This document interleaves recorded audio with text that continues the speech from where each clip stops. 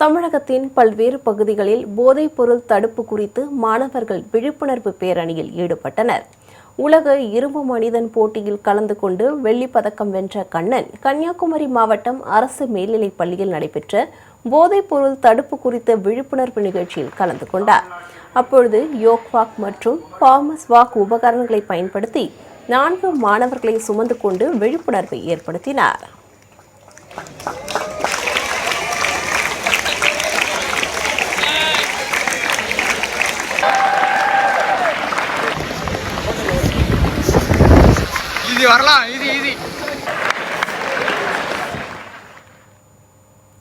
திண்டுக்கல் அரசு மகளிர் கலை மற்றும் அறிவியல் கல்லூரியில் நடைபெற்ற விழிப்புணர்வு பேரணியில் குழந்தை திருமணத்தை ஆதரிக்க மாட்டோம், போதைப்பொருள் ஒழிப்பு உள்ளிட்ட விழிப்புணர்வு வாசகங்கள் அடங்கிய பதாகைகளை மாணவிகள் கைகளில் ஏந்தி விழிப்புணர்வை ஏற்படுத்தினர். இதில் சுமார் 1000க்கும் மேற்பட்ட மாணவிகள் கலந்து கொண்டு முக்கிய வீதிகளின் வழியாக பேரணியாக சென்றனர்.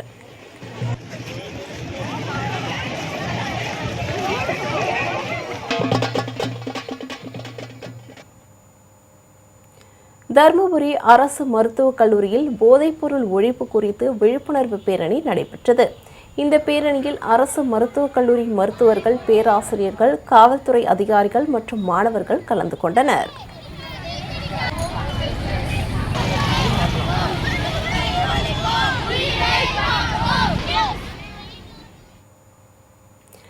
ஈரோடு தனியார் பள்ளி மற்றும் மாவட்ட காவல்துறை சார்பில் நடைபெற்ற விழிப்புணர்வு பேரணியில் ஏராளமான மாணவர்கள் கலந்து கொண்டனர்.